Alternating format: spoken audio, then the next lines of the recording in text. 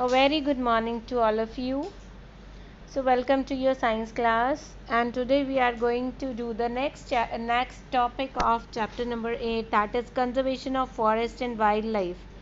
Firstly, understand about conservation, then biodiversity, then what is the need of conservation, why conservation is necessary. Fine. सो अगर हम conservation देखें, conservation is protect करना animals और plants को, wild life को protect करना, then preserve करना, manage करना एंड रीस्टोर करना, जो एक्सटिंक्ट होने वाली है वाइल्ड लाइफ उसको रीस्टोर करना, और किसकी कोऑर्डिनेशन के साथ, जो अबायोटिक फैक्टर्स हैं जैसे फॉरेस्ट, ऑयल, वाटर, इन सब के साथ, नेचुरल रिसोर्सेज के साथ. ठीक है बेटा, this is conservation. Then we are having biodiversity. Then we are the biodiversity. Bio means organic, ठीक है, and diversity means variety. So the variety of life on earth is known as biodiversity. The variety of life on earth is known as biodiversity. ठीक है, मतलब इतनी ज़्यादा variety, जो variety किसकी, animals की, प्लांट्स की, बर्ड्स की, इंसेक्ट्स की, रेप्टाइल्स की. सो इन सब की जो वैरायटीज़ है अर्थ के ऊपर, उसको हम ऑर्गेनिक वैरायटी को बायोडाइवर्सिटी बोलते हैं. Fine. Then main thing is why conservation of biodiversity is very important. ये बात हमने कल भी करी थी, बट फिर से आज थोड़ा सा हम बायोडाइवर्सिटी के अकॉर्डिंग हम कर रहे हैं. The first foremost thing is human activities. Human activities से क्या हो रहा है बेटा, ह्यूमन एक्टिविटीज़ हमने कल भी पढ़ा था, दैट ह्यूमन एक्टिविटीज़ के कारण हम बहुत सारे पेड़ काट रहे हैं, और बहुत सारे पेड़ काटने से बहुत ज़्यादा एक्सटिंक्शन की स्टेज आ गई है. किसकी, प्लांट्स और एनिमल्स की. स्पीसीज मतलब जाति की, पूरी जाति की जाति एक्सटिंक्ट होने लगी है. So that's why the preservation of species becomes very important. क्यों important? Because the whole ecosystem एक इकोसिस्टम है. Now you will ask what is ecosystem. So going to define that ecosystem also. See, ecosystem, and ecosystem एक ऐसा natural unit होता है which consists of all plants, animals and microorganisms in that particular area. एक area में जो जितने plants, animals और micro organisms आपस में इकट्ठे काम कर रहे हैं, बाकी अबायोटिक फैक्टर्स के साथ. Abiotic factors means soil, water और टेम्परेचर और ये सारी चीज़ों के साथ, जो जहाँ पे जिस एरिया में ये सारी ऑर्गेनिक थिंग्स काम कर रही हैं, उन सबको, उस एक एरिया को बोलते हैं इकोसिस्टम. जैसे एक फॉरेस्ट है, एक एक्वेरियम है, एंड एक फील्ड मतलब खेत. ठीक है, वो एक आर्टिफिशियल इकोसिस्टम हो गया. एक एक्वेरियम भी आर्टिफिशियल सिस्टम हो गया. बट ओशन में जो एक्वेटिक लाइफ है, that is the example of ecosystem. Fine. Then species बेटा एक group of organism that can produce offsprings, means babies, freely under natural conditions, means वो बेबीज़ प्रोड्यूस करके अपनी रेस को बहुत ज़्यादा बढ़ा देते हैं, अपने जैसे बहुत सारे एनिमल्स क्रिएट कर देते हैं, एंड बहुत सारे एनिमल्स क्रिएट कर देते हैं अपने जैसे, जिसको हम कहते हैं कि वो पूरी जाति वैसी बन जाती है. ठीक है. So it is said to belong the same species. Sad आएगा, SAID, not sad. Fine. So species means जाति, इकोसिस्टम मतलब एक एरिया जहाँ पे एक पर्टिकुलर टाइप के प्लांट्स, एनिमल्स, माइक्रोऑर्गेनिजम्स फंक्शन कर रहे हैं अकॉर्डिंग टू एनवायरनमेंट. फाइन बेटे. Now see the previous slide again. Preservation of species and their habitat is important for ecosystem to function. देखो what it means. कि species को बचाना, उनके घरों को बचाना, हैबिटेट मीन्स उनका घर, उनको बचाना is important for ecosystem to function, पूरे इकोसिस्टम के लिए बहुत ज़रूरी है। जैसे कि आपकी बुक में भी एग्जाम्पल दे रखा है, जैसे डियर है, अगर फॉरेस्ट में डियर ख़त्म हो जाता है, बिल्कुल फिनिश हो जाता है, तो क्या होगा कि जो लायन टाइगर्स हैं उनके लिए क्या होगा, उनकी भी पॉपुलेशन अफेक्ट होगी, क्योंकि उनके लिए ज़्यादा खाना नहीं बचेगा। ठीक है, और सबसे बड़ी बात है कि ग्रास बहुत ज़्यादा हो जाएगी, क्योंकि बहुत ज़्यादा परसेंटेज ऑफ ग्रास जो है वो डियर फिनिश कर जाता है, खा जाता है, तो अगर वो नहीं खाएगा तो वो भी ज़्यादा हो जाएगी। इसी तरीके से द पॉपुलेशन ऑफ स्क्वेंजर्स मतलब जो डिकम्पोजर्स, जो मरे हुए एनिमल्स को खाते हैं, उनकी भी पॉपुलेशन अफेक्ट होगी। तो एक डियर के मरने से कितनी ज़्यादा पूरा मतलब फॉरेस्ट का इकोसिस्टम डिस्टर्ब हो जाएगा।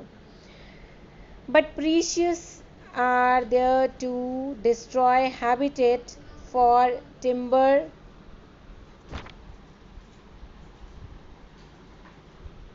इट्स प्रेशर, नॉट प्रीशियस, गलती से लिखा गया है, pressure are there to destroy habitats for timber, illegal hunting and other useful products। अब देखो, हमें पता है कि एक पूरे इकोसिस्टम को वर्क करने के लिए पूरी स्पीसीज़ को हमें प्रिजर्व करके रखना है। मतलब ठीक है, मारना है वो, जब अगर एक ह्यूमन इन्वॉल्वमेंट ना हो तो लायन मारते भी रहते हैं डियर को, डियर्स के रिप्रोडक्शन के थ्रू उनके और भी ऑफस्प्रिंग्स होते रहते हैं, तो कोई कमी नहीं आती किसी चीज़ की। कमी कब होती है, जब ह्यूमन एक्टिविटी इन्वॉल्व होती है और ह्यूमंस एनक्रोचमेंट के कारण, लालच के कारण बहुत ज़्यादा एक स्पीसीज़ को मारना शुरू कर देते हैं, तो वो एक्सटिंक्ट होने के हालत पे आ जाती है। सो अब pressure is there to destroy habitat, कि हमें पेड़ लगातार काटते हैं। जैसे मैंने कल आपको इमेज दिखाई थी कि एक बिल्कुल बीच में से कोई पेड़ ही नहीं छोड़ा, बीच में बिल्कुल ब्लैंक कर दी जगह। इलीगल हंटिंग, जैसे किसी को जैसे हम ब्लैक में कुछ खरीदते हैं तो वो हमें महंगा मिलता है ना, छुपके कोई हंटिंग कर रहा है और बेच रहा है आगे की इंटरनेशनल मार्केट में, तो उसको पैसा बहुत मिलेगा। That is known as illegal hunting, की hunting is not allowed but still hunting is going on. और बाकी सारे उन प्रोडक्ट्स के कारण भी ये मारे जा रहे हैं। ठीक है, स्पीसीज़ की स्पीसीज़ ख़त्म की जा रही है।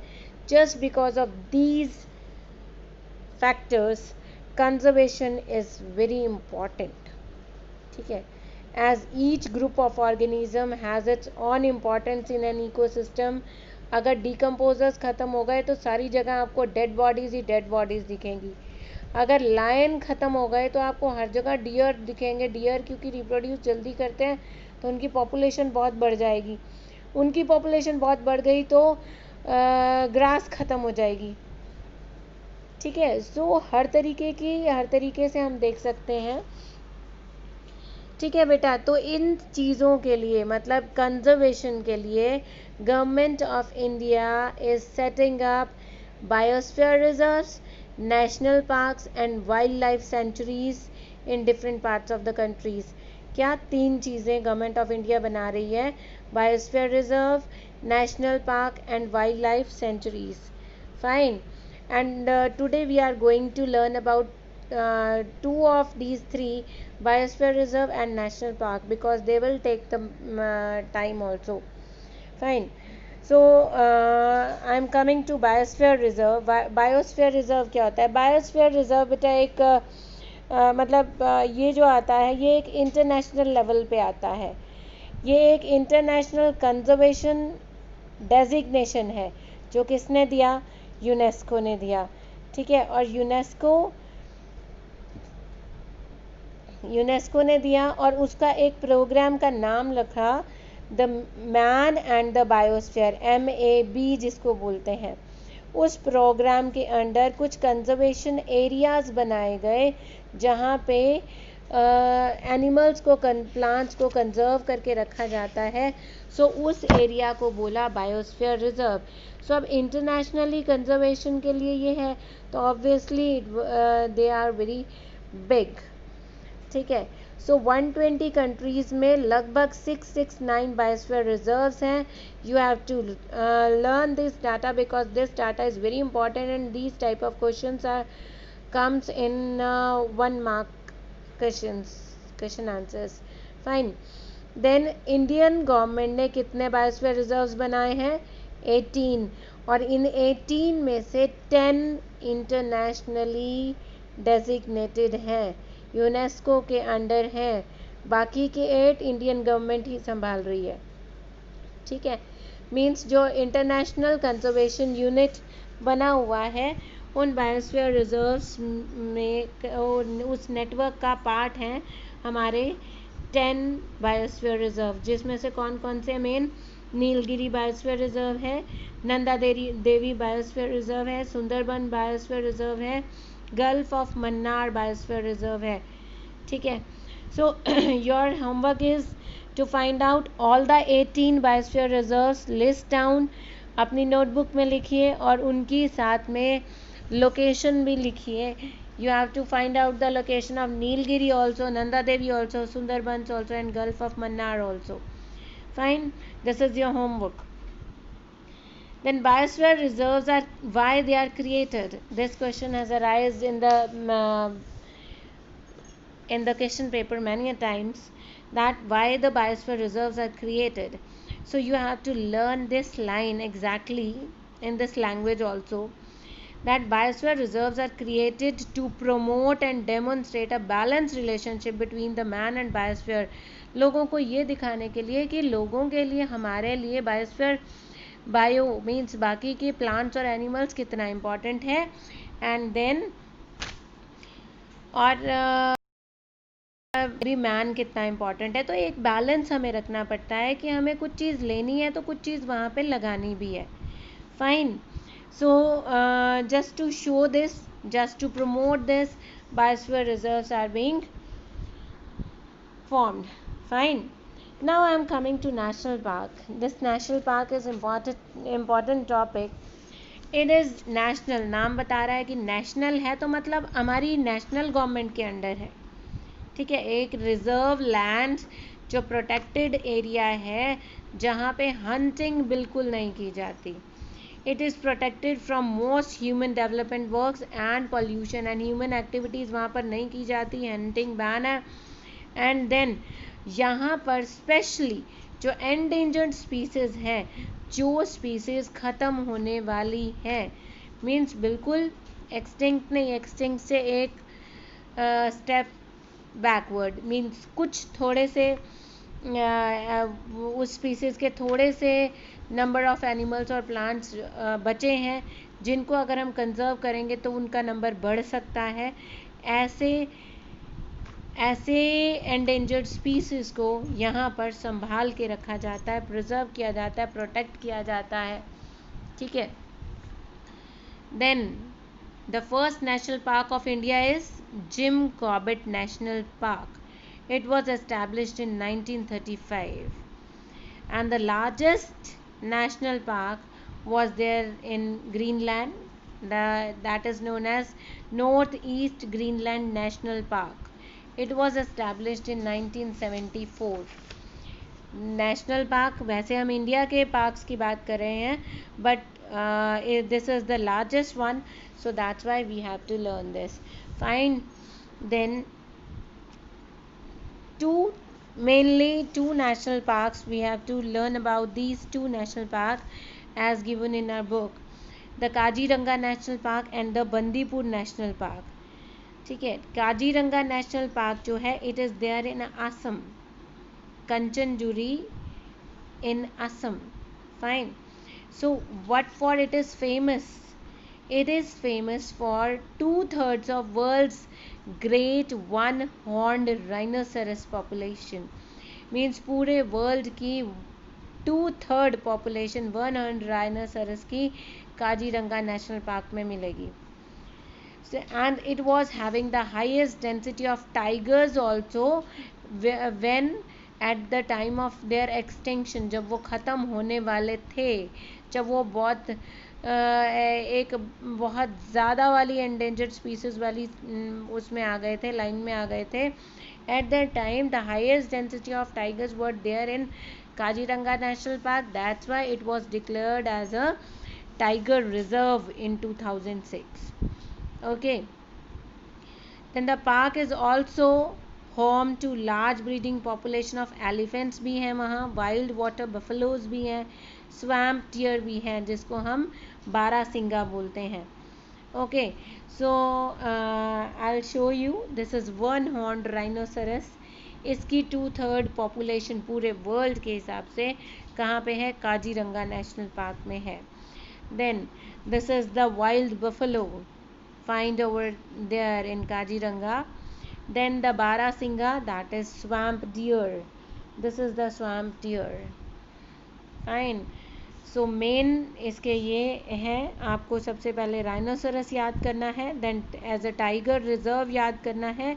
बाकी के इसमें जो स्पेशल एनिमल्स हैं वो these are swamp deer and wild water buffaloes. Elephants are also there, but elephants we can say that they are there in any forest. Fine.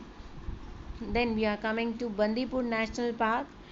Bandipur National Park, it is one of the known, this is not NON, this is KNOWN, non protected areas. ठीक है, मतलब जो जाने पहचाने protected areas में से India का best protected area है Bandipur national park. Then it is an important reserve for project tiger. Tiger के लिए स्पेशली इसको कंजर्वेशन यहाँ पे की गई थी. And where it is located in Karnataka in south India. So आप लोग इनमें बहुत ज़्यादा कंफ्यूज ना हो जाएं. That's why I am not taking wild life sanctuary today. ठीक है, so you have to learn about Bandipur national park, you have to learn about Kaziranga national park, then you have to find out at least 10 national parks in India, fine, with their location, and all the 18 biosphere reserves in India, and the 10 which are under UNESCO. This is your homework and you have to do in your practical notebook, and I will be giving the assignment. You have to submit it to me. Fine, thank you very much.